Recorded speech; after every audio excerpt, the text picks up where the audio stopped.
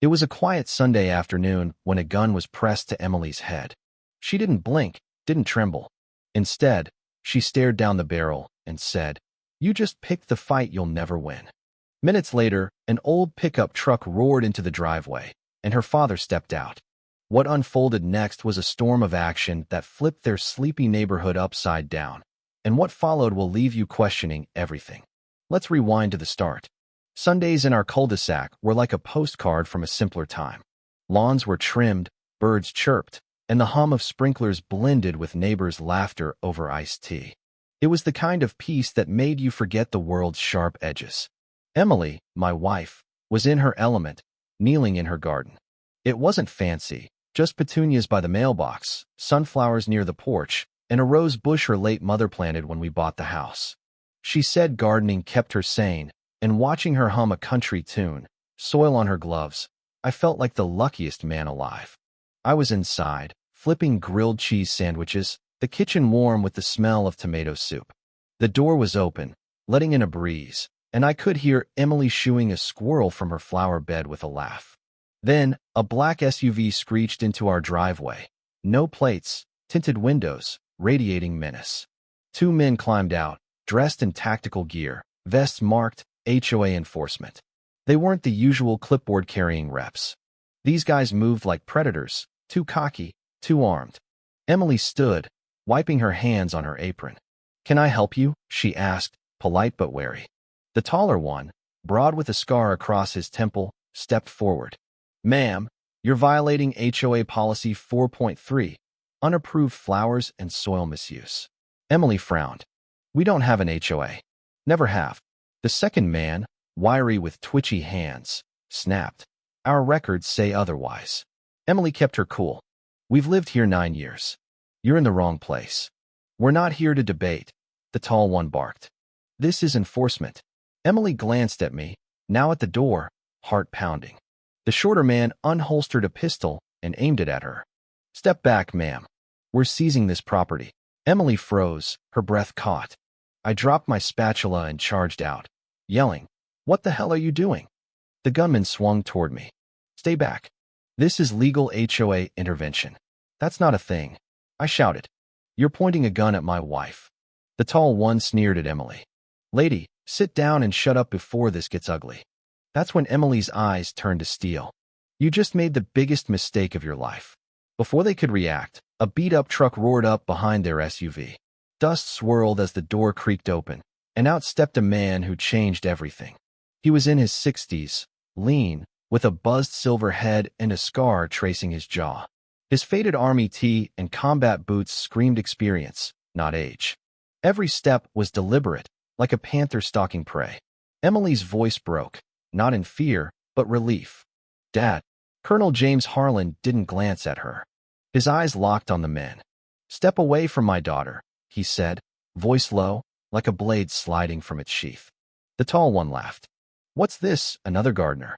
The gunman scoffed. "Back off, old man, or you're next." Harlan kept walking. "You're threatening a woman on her own land in front of witnesses." He nodded at the neighbors' windows, where phones were already recording. "Final warning," the gunman spat. Harlan stopped, 3 steps away, and smiled. A cold, calculated smile that screamed danger. "You're about to learn what happens when you aim at the wrong woman."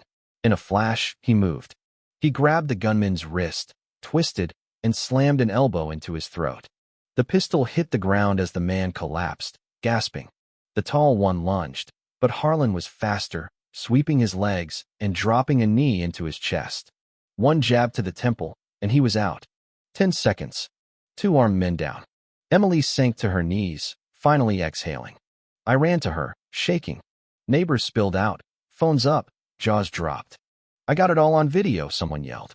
Harlan checked the gunman's pulse, then disarmed the weapon like it was a toy. "Still breathing," he muttered. To me, "Call the cops." I did. He zip-tied the men with ties from his glove box. Emily whispered. I called him when they started yelling. "Emergency dial on my watch." Harlan nodded. "Always got time for you, kid."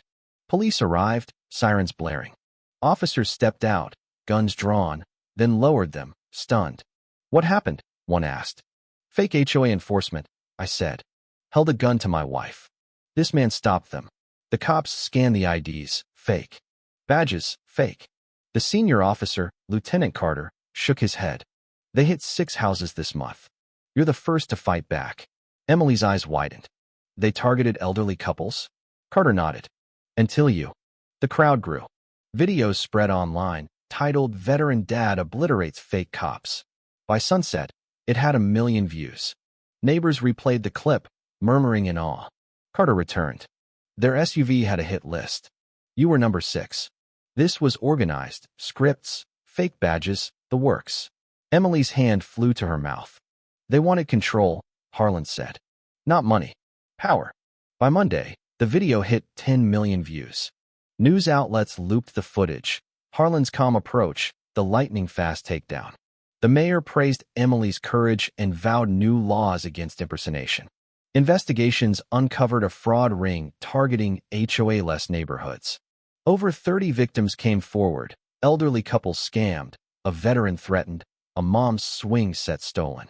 No one fought until Emily stood her ground. The culprits, Mark Tanner and Luke Grayson, had records, impersonation, extortion. They were predators, now exposed. Charged with fraud, assault, and attempted kidnapping, they got 25 years each. The courtroom was packed, Emily and Harlan front row. The prosecutor said, they bet on fear. They lost to courage. Our neighborhood changed. Strangers became friends. Greg, an ex-Marine neighbor, started a self-defense class. A community watch formed. Carol, a widow, admitted she'd paid the fakes $300. Emily helped her join the victim list. We weren't alone anymore. In the garden, Emily planted a white rose bush for peace. Harlan added a bronze plaque.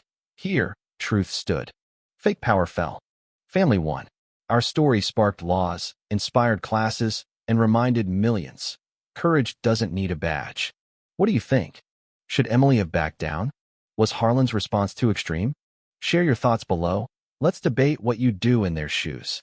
Like and subscribe for more stories that spark real talk.